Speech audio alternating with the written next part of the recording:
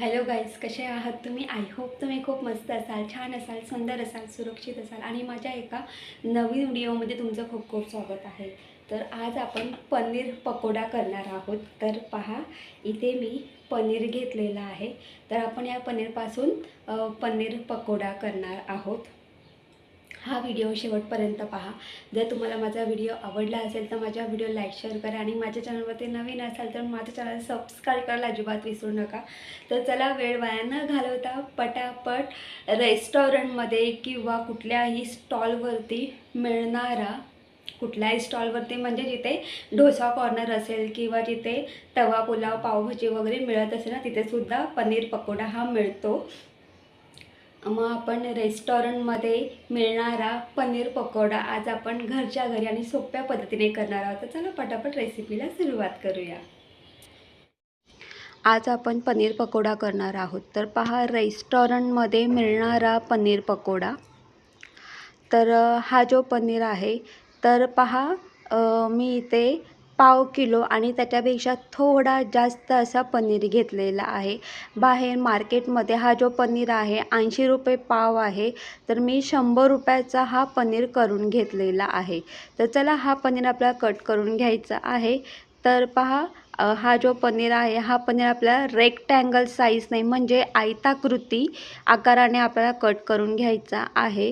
तुम्ही तुमच्या आवडीनुसार त्रिकोणी, चौकोनी असे तुम्ही पनीर कट करू शकतात.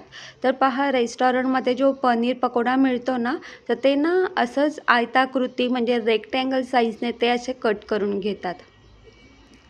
तर पहा, मी अशाच पद्धतीने पुन्हा हा जो पनीर आहे तो मी अशाच पद्धतीने कट करून घेतलेला आहे.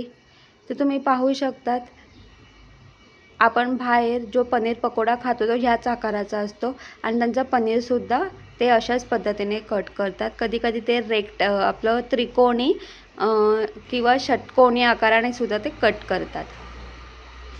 तर पहा, आता आपण मॅगिनेट करण्यासाठी मसाला तयार करूया. इथे मी पाव चमचा हळद, 1 चमचा गरम मसाला, 1 चमचा लाल तिखट, 1 चमचा काश्मीरी मिरची पावडर, पाव चमचा मीठ ॲड केलेलं आहे आणि इथे मी 2 पळ्या इथे मी ऑइल ॲड केलेलं आहे.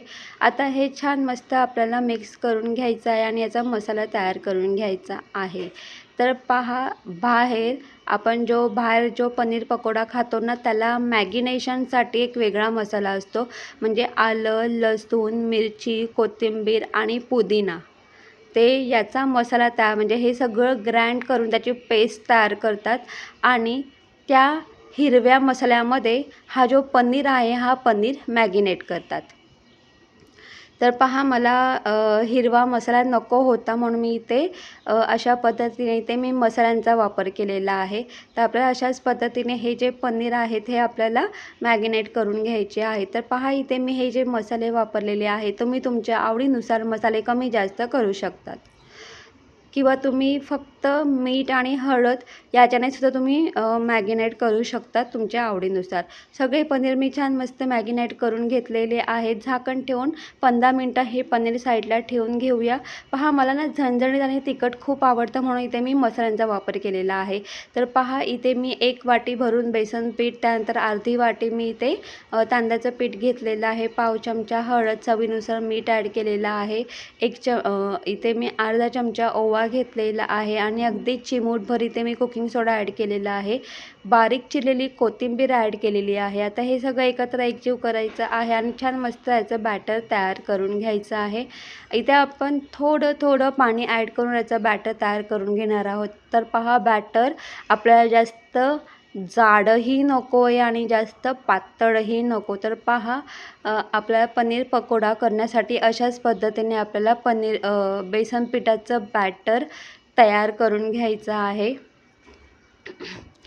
तुम्ही पाहू शकता, जास्त पातळ अजिबात नाही आहे आणि जास्त जाडही अजिबात नाही आहे.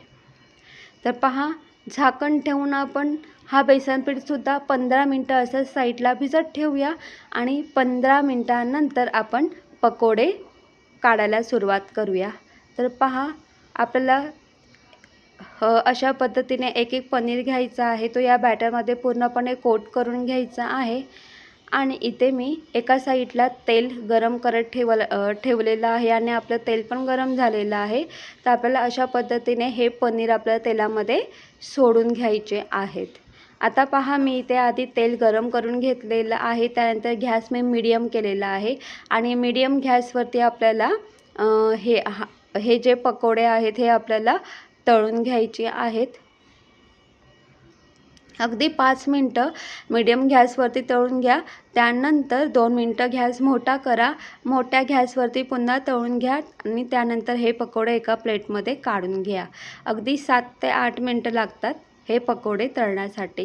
तर पहा, हे पकोडे तळल्यानंतर हे पकोडे अगदी थोडे असे ना पिवळे आणि ना लालसर होतात. त्याचं कारण म्हणजे असं की ते मी मसाल्यांचा वापर केलेला आहे, तुम्ही पाहू शकतात. आणि जेव्हा तुम्ही पूर्ण हिरवा मसाला तयार करतात ना, तेव्हा ते पकोडे पूर्णपणे येल्लो कलरचे तुम्हाला दिसतात. बाहेर रेस्टॉरंटमध्ये येल्लो कलरचे पनीर पकोडा मिळतो, कारण तेव्हा तिथे ते आपला हिरवा मसाला वापरतात.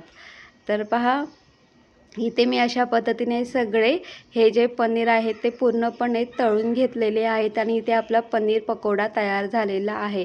तर पहा, तुम्ही इथे वरतून चाट मसाला वगैरे किंवा मॅगी मसाला स्प्रिंकल करू शकतात तुम्ही. तर चला, आता एका प्लेटमध्ये छान मस्त हा पनीर पकोडा सर्व करून घेऊया. तर तुम्ही हा पनीर पकोडा टोमॅटो सॉस बरोबर किंवा शेजवान चटणी बरोबर किंवा मेयोनीज बरोबर सुद्धा तुम्ही हे खाऊ शकतात. आणि हा जो पकोडा आहे अमेझिंग लागतो.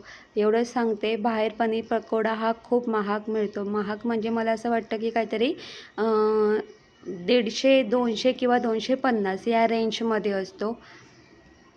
पण घरच्या घरी तुम्ही अगदी अनलिमिटेड कितीही खाऊ शकतात.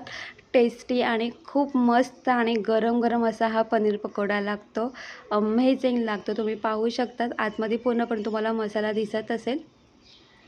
तुम्ही सुद्धा अशा पद्धतीने हा पनीर पकोडा नक्कीच ट्राय करा. जर घरामध्ये पाहुणे आले असतील तर पाहुण्यांसाठी हा पनीर पकोडा नक्कीच बनवून पहा. त्यांना नक्कीच